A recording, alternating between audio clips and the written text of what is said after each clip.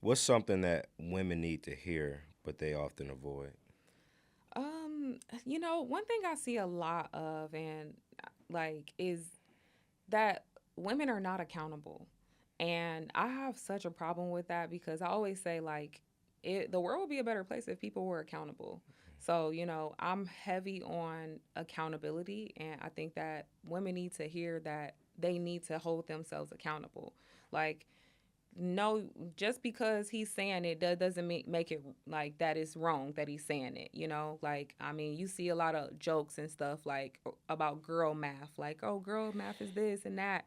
Like no, let's be accountable as women about like our part, about what we're doing, like and I think that's something that women need to hear more of, because I'm never going to sit on the side of, oh, you know what, no, you're right all the time. I'm Hmm. never like, my friends know, like if they come to me with anything, I'm like, all right, you could have been accountable on this, Yeah. like especially like my friends in relationships, because I'm a life coach. So they'll come to me, with things and stuff too, because I'm unbiased. Like I'm not biased at all just because I'm like the single friend.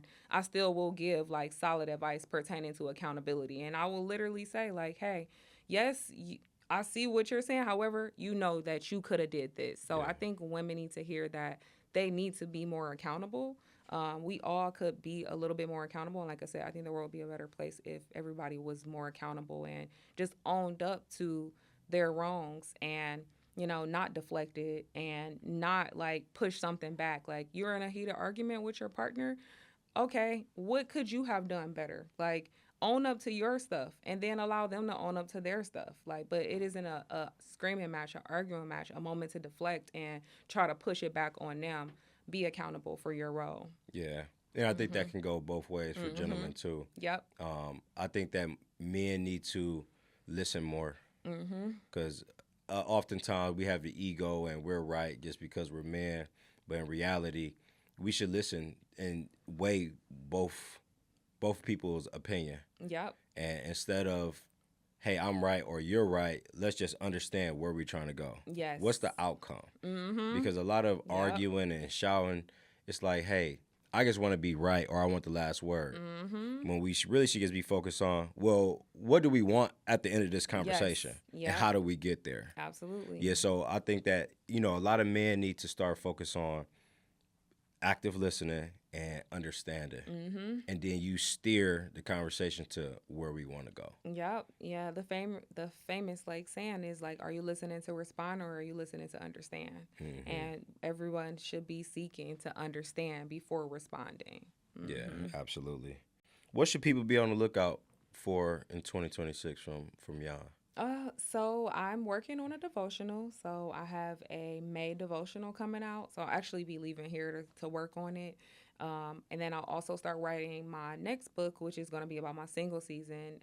So it's going to be called Navigating Singleness, Okay. and it just talks about how there's purpose in the single season. And the like subtitle was like single until married because I'm like kind of like just changing the narrative, not doing the things that I used to think was normal. So like, practicing abstinence now, like actually waiting and, believing in courting and getting to know people and not just, jumping in bed. Like, so the single book is something that is also on the way. And then there's also one other thing. Oh, I wrote a poetry book because I'm heavy into poetry. I actually started in poetry before I was actually writing books. So I have a poetry book that I'm going to be working on as well. And then more episodes from Dion's Almost Famous are going to be coming out. So yeah, lots of exciting things. But yeah, I'm most excited about the projects that I'm working on that allow me to just, really step more into my author bag and really just put more things out there. So yeah. Yeah. Mm-hmm. Okay. And then we have the book here. Mm-hmm. Um, who is this book for? So that book is for anyone who is going through an uncertain season. So the subtitle is Understanding, Accepting, and Navigating Uncertain Seasons. So if you have recently gone through a breakup, if you were terminated from a job, if you are in a season where you've completely grown and you don't know who you are anymore, that also can be a season of uncertainty. So that book is for anyone in those categories because in each of those seasons of uncertainty, you're trying to figure out what's next and what to do. And one of the things I said about the premise of the book is that you might not have the answers, but it's about what you do in the midst of those not having those answers. And the main goal being to understand that you have God through it all. Absolutely. I love that. Before we close, I want you to nominate the next voice that sits in that chair. Why do you think their story would be a great for Martin's Money podcast? I would nominate my good friend Dion, and it's because Dion is, man, he's doing so much. Like, I mean, he's a creative through and through. Like I said, he did Dion's Almost Famous, but he also has a nonprofit. It's called Higher Merit Association, and he's heavy on giving back to his community, pouring into the kids.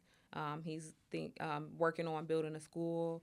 He's doing so many different things that I just think more people need to hear about because he's just such a phenomenal person.